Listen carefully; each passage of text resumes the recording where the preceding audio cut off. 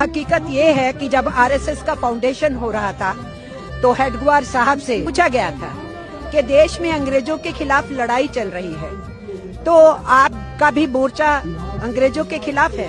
क्योंकि उसी टाइम में कम्युनिस्ट पार्टी भी बन रही थी। तो कम्युनिस्टों से पूछा गया तो उन्होंने कहा हम अंग्रेजों के खिलाफ लड़ेंगे और आजाद हिंदुस्तान में समाजवादी समाज बनाने की लड़ाई को आगे बढ़ाएंगे।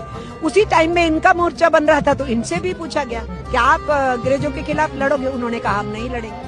जब उनसे कहा गया कि खुदीराम बोस तो शहीद हो गया, करतार सिंह सराभा तो शहीद हो गया, इन्होंने फांसी पे लटका दिया, वो यंग बच्चे जो है मैदान में उतरे हुए हैं, भगत सिंह और उनकी पूरी टीम जो है वो अंडरग्राउंड लगी हुई है अंग्रेजों के खिलाफ, तो ये सब नौजवान तो मैदान में है।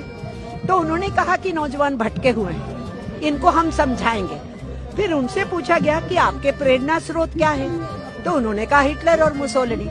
फिर इनसे पूछा गया कि आपका फलसफा क्या है, आपकी आइडियोलॉजी क्या है?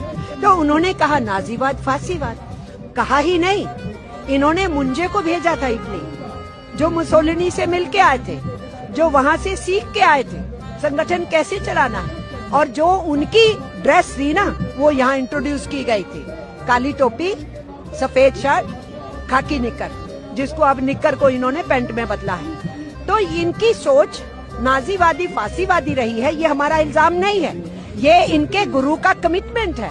उन्होंने कहा ये हमारी सोच है, हमारा इल्जाम नहीं है कि तुम हिटलर के चेले हो, मुसोलिनी के चेले हो। उनके गुरु ने कहा कि उनकी इंस्पिरेशन वही थे। इसलिए जिन लोगों की ये सोच थी और जो ब्रिटिश साम्राज्यवाद से लड़ना नहीं चाहते थे और ट्रेड यूनियंस मैदान में थी और लड़ रही थी, 1920 में AITUC बन चुका था पूरे देश के अंदर, सारे देश की जो यूनियनें थी वो एक राष्ट्रीय झंडे के नीचे आ गई थी AITUC में, तो वो तो लड़ रहे थे। तो अंग्रेजों से लड़के इस देश के मजदूरों ने ट्रेड यूनियन एक्ट लिया 1926 का।